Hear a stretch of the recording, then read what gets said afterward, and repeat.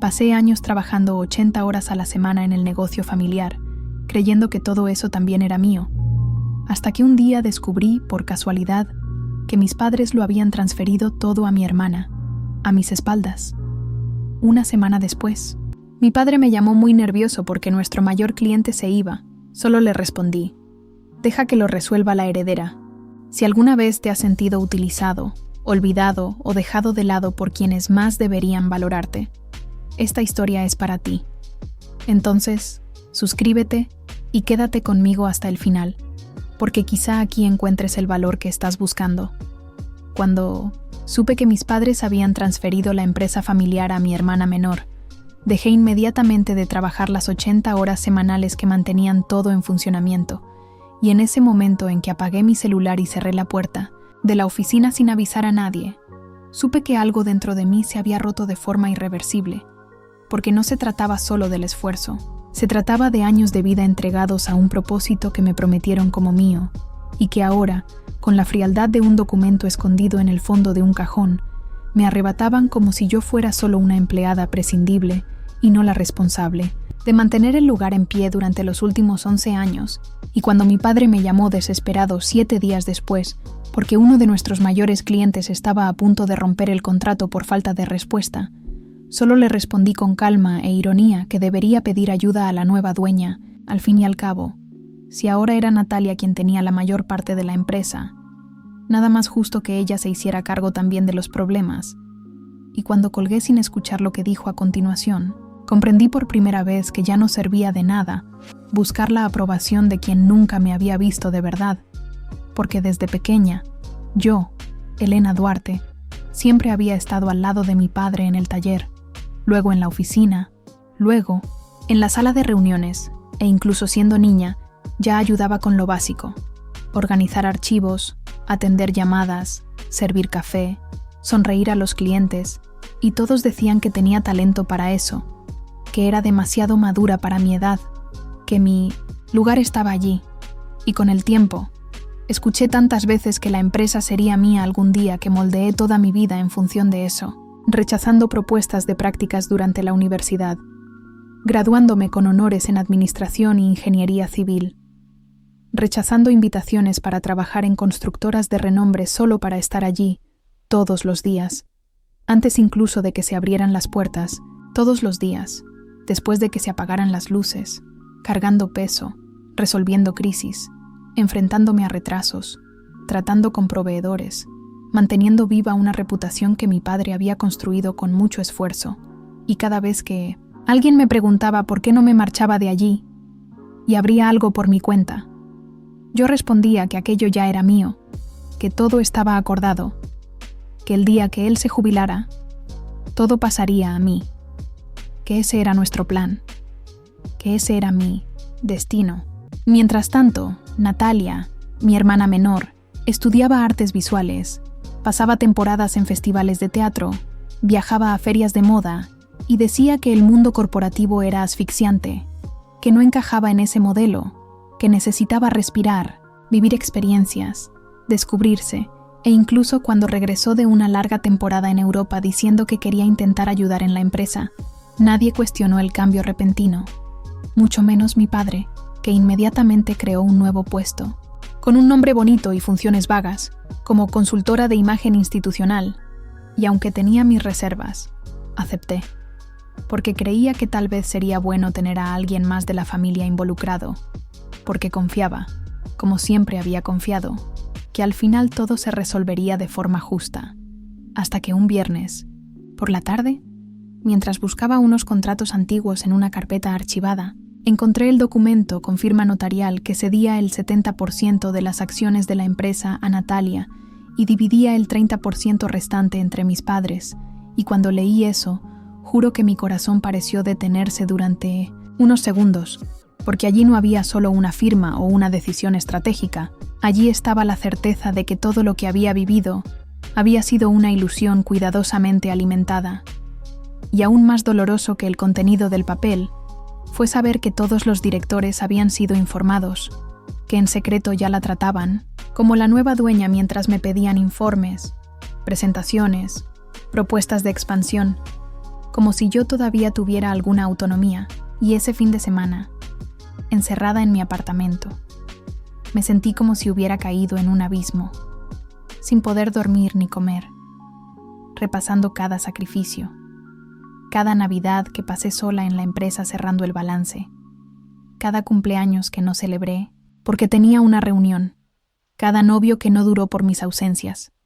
cada plan personal archivado por culpa de una licitación, todo lo que creía que era la construcción de un futuro que ahora me había sido negado. Y cuando mi padre me llamó el domingo para saber si iba a la tradicional reunión familiar, solo le dije que no me encontraba bien y que prefería quedarme en casa. Y esa misma noche, envié un breve correo electrónico avisando que estaría de baja durante los siguientes 30 días y que todos los asuntos debían tratarse con Natalia, y apagué mi teléfono móvil de la empresa. Y al día siguiente, me desperté con el sol entrando en mi habitación y una extraña sensación de libertad mezclada con dolor, y pasé el día tratando de entender quién era yo fuera de ese edificio, fuera de esa firma electrónica, fuera de la tarjeta de identificación con mi nombre grabado en dorado. Y los días siguientes fueron una mezcla de alivio y agonía, porque al mismo tiempo que ya no sentía el peso de mantener todo en funcionamiento, tampoco sabía qué hacer con el tiempo libre. Y fue en ese estado que llamé a Vera, mi mejor amiga desde la secundaria, que ahora era psicóloga, y siempre me decía que algún día la necesitaría como paciente. Y cuando nos encontramos en una cafetería discreta del centro, bastó una mirada para que empezara a llorar y contarle todo, desde las promesas de la infancia hasta la humillación del descubrimiento. Y ella solo me escuchó, sosteniendo mi mano debajo de la mesa y diciéndome que no estaba equivocada al sentirme traicionada, que todo lo que sentía era legítimo, que lo primero que tenía que hacer era dejar de culparme por haber creído en las palabras de mi padre, y que lo segundo era descubrir lo que realmente quería hacer a partir de ese momento. Y así fue como, poco a poco, fui reconstruyendo mi identidad, empezando por anotar todo lo que había hecho en la empresa durante los últimos 11 años. Sistemas implantados, proyectos liderados, clientes fidelizados, procesos optimizados, informes creados, y me di cuenta de que mi valor estaba en cada hoja de cálculo que funcionaba a la perfección, en cada contrato firmado sin una coma fuera de lugar, en cada elogio de antiguos clientes, y no en el reconocimiento de una familia que me había utilizado como pieza estratégica hasta donde les convenía. Y cuando mi padre volvió a llamar pidiendo ayuda con la licitación del ayuntamiento, le respondí que ya no formaba parte del equipo. Y cuando Natalia me envió un mensaje diciendo que necesitaba el login del sistema de planificación, lo ignoré, porque podía pedírselo perfectamente al equipo de TI. Y cuando mi madre apareció en mi edificio con un pastel de naranja y la misma mirada angustiada de quien no sabe cómo arreglar algo que nunca debería haberse roto, la escuché todo. Pero le dije que aún no estaba preparada para perdonar, porque, a diferencia de un error, aquello había sido una elección meditada, firmada y ocultada a mí, y ella lo sabía, y no hizo nada. Y cuando 3 semanas después, la empresa empezó a tener graves problemas de comunicación con los proveedores, y se empezaron a incumplir los plazos, y los clientes empezaron a quejarse de la falta de liderazgo, recibí la visita de un abogado amigo de la familia que intentaba negociar mi regreso, ofreciéndome un cargo pomposo, una nueva oficina y un salario muy superior al que ganaba antes, pero sin ningún poder real. Y fue entonces cuando me di cuenta de que aún no habían entendido nada, que mi problema nunca fue el dinero o el estatus, sino la traición. El robo de una promesa hecha a una hija dedicada que cambió su juventud por hojas de cálculo. Y por primera vez en su vida dijo no sin miedo. Y cuando salí de esa conversación, respiré hondo y sentí una fuerza que no sabía que tenía. Y decidí que si iba a construir algo, sería mío, con mis reglas, con mi nombre en la puerta y con los valores en los que creía. Y empecé a esbozar un proyecto de consultoría para empresas familiares en transición de liderazgo, utilizando mi propia historia como base, y llamé a antiguos clientes que confiaban en mí, recibí respuestas alentadoras, y, en menos de 2 meses, ya tenía la agenda llena para los próximos 4. Solo entonces mi padre me llamó de nuevo, no para negociar, sino para decirme que estaba decepcionado conmigo por abandonar a la familia en un momento de crisis. Le respondí con calma que yo también estaba decepcionada, porque él nunca me había visto como algo más que una extensión de su propio ego. Y cuando colgué, no lloré, no temblé, no cuestioné, porque por primera vez estaba entera, de pie, dueña de mi camino, sin necesidad del aplauso de nadie. Y cuando Natalia apareció en una de mis conferencias llorando al final y diciendo que no sabía la dimensión de todo lo que yo hacía y que había sido manipulada por nuestros padres para aceptar un puesto que no sabía ejercer y que ahora entendía por qué nada funcionaba sin mí, le respondí que el perdón sería posible, pero que la confianza no volvería de la noche a la mañana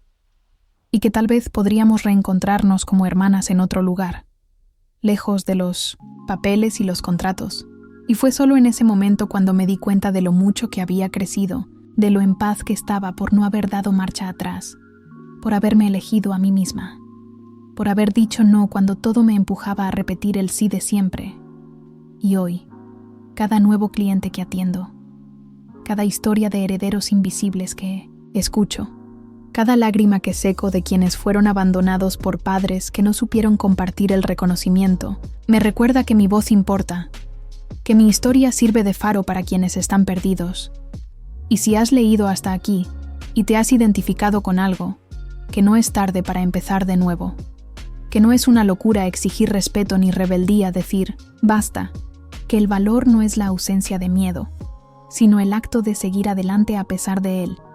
Y si algún día me preguntan si me arrepiento de haber dejado la empresa de mi familia, diré con firmeza que no, porque al salir de allí recuperé algo que estaba dormido, a mí misma,